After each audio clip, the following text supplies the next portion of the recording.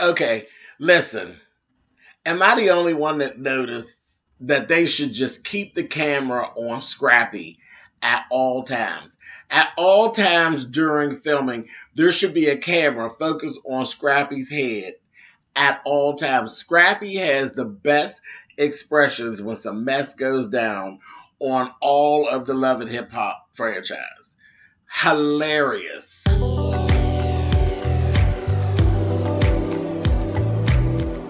And I'm like, come on through, Corky. I'm going up on my soapbox. That's basically it. Let's talk about drag and all its forms.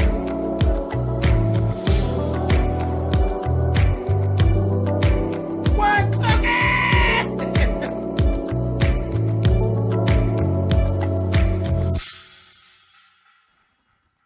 Hey guys, thanks so much for clicking on the video. This is my review for part 2 of the reunion of Love and Hip Hop Atlanta.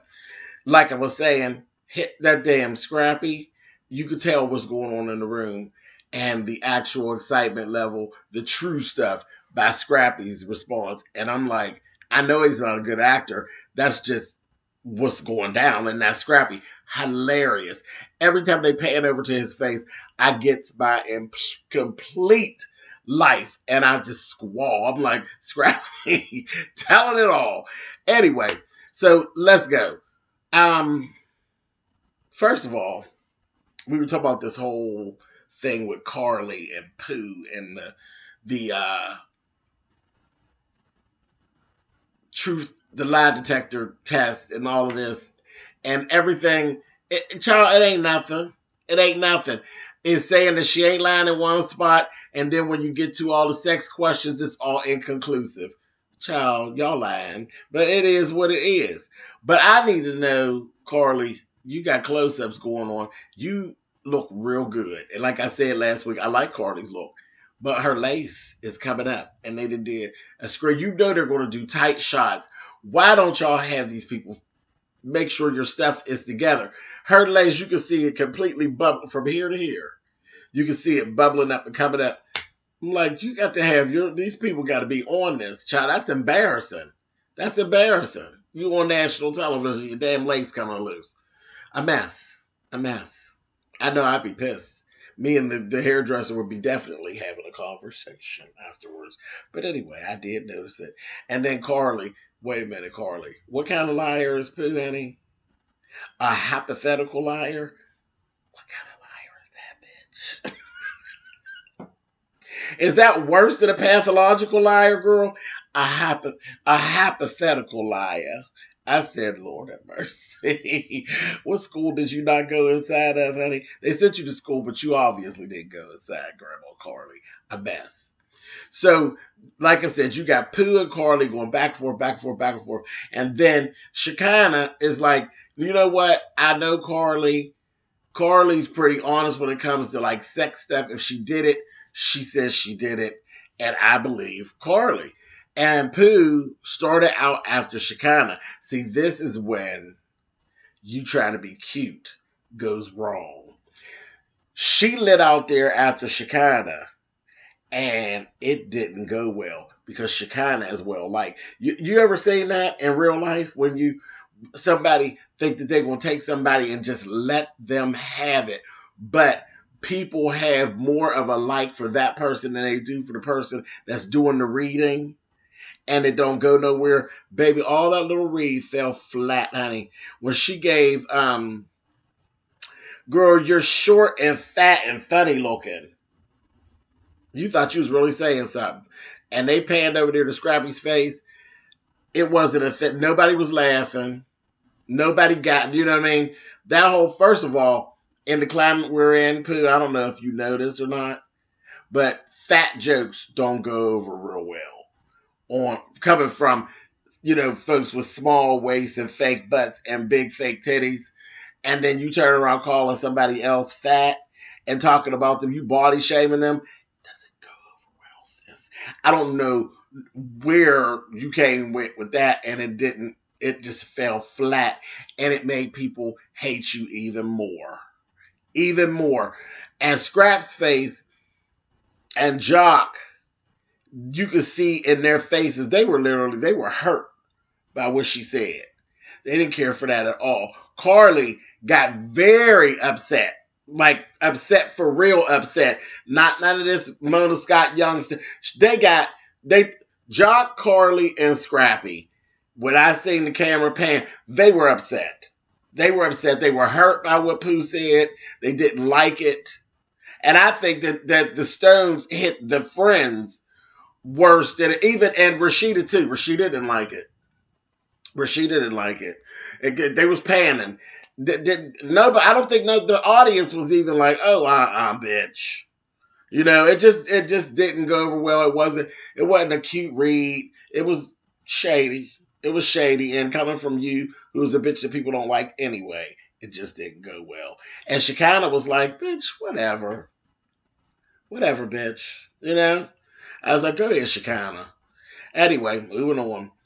Tell me this. Am I the only one that feels like where Scrap De Leon left for jail and came back, that Scrap, some of his polish was left? Like he had lost his part. Remember he cut his hair right before he went? And then it just was like, he always just looks a little undone now. Because that's the one thing. KK got good looking boys. Her boys are good looking. But he just looks so undone, and he just looks so whipped down. I'm like, first the skin, your skin's doing something. So I'm like, why didn't you get makeup done? You're going on. I mean, he just didn't. And I've noticed it all season. He's not keeping his beard up. His haircut wasn't bad, but he's not keeping that beard together, and his skin was just a mess. And I'm like, what's going on, Scrap? What's up? I don't know, because he always was real meticulous. If you look at his picture in the opening credits, that's how Scrap used to look. It's like I guess like his pretty boy image got left. He just left it behind. But I mean, the outfit choice and all that, because he was clean as hell. He was clean as hell, but all the other stuff. Because he always had a metrosexual look to me. You know, he always kept this metrosexual look going, and so does the little brother.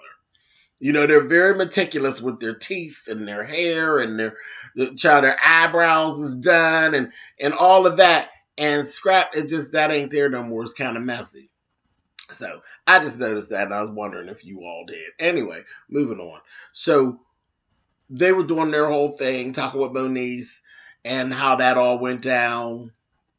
And Scrap was talking about how Carly actually came to see him, and he really appreciated that, because when you're locked up like that, it helps to have a friend to check in on you. And I can imagine that it does. And we went through all of that, and that was really, really cool.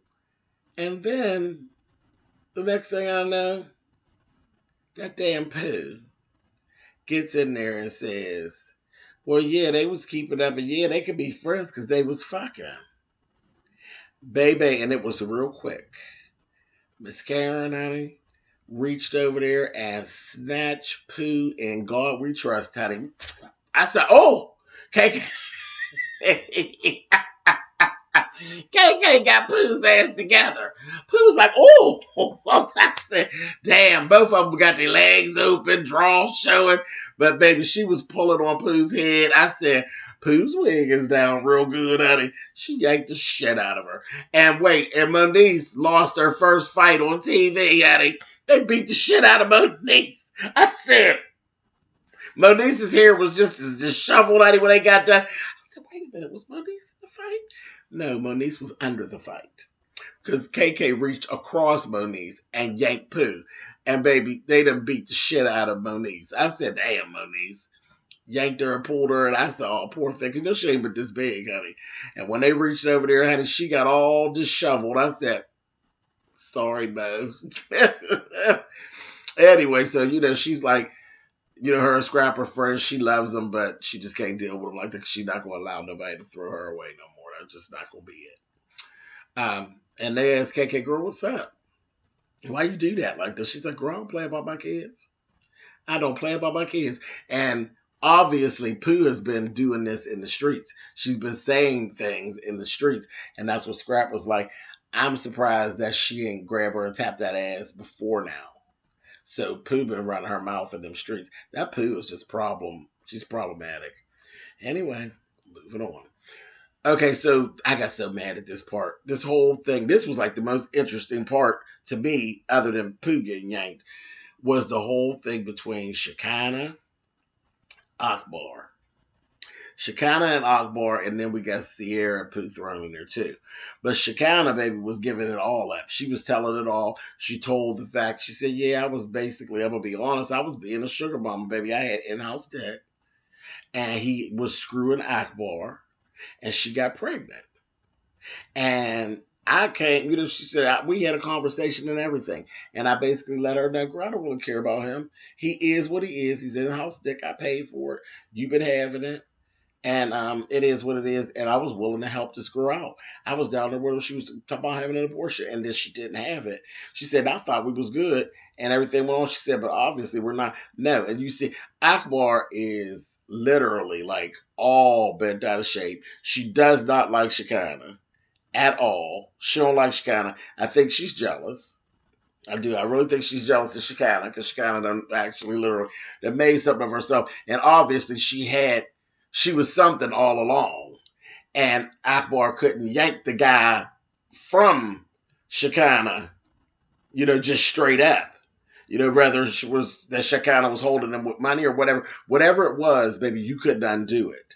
And then you had the nerve to go have a baby. And then you're screaming, you always keep screaming about this baby, but you don't even have custody of the damn baby. Like, girl, is it really that deep, or are you really just being a hater? I think it's just, I don't think it's really even about the dude. It ain't about the baby. It's just the fact that you jealous of Shekinah, and that was it. You couldn't wipe Shekinah out of the picture, and you mad. That's how I feel.